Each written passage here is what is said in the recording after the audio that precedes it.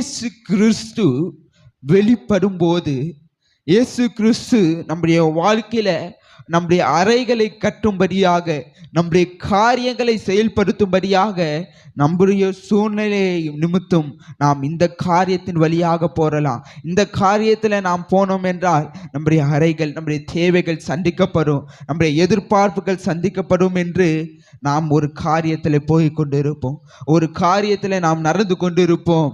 ஆனால் இயேசு கிறிஸ்து நம்மளை உணர்த்தும்படியாக, நீ செய்கிற காரியம் தவறு, நீ நடந்து கொண்டிருக்கிற பாடை தவறான காரியங்கள் அப்படி என்று உணர்த்தும் போது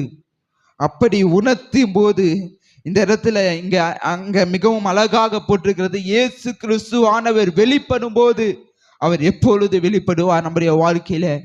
நாம் அவரை நோக்கி பார்க்கும் போது, அவரை விசுவாசிக்கும் போது, அவரை நம்பும் போது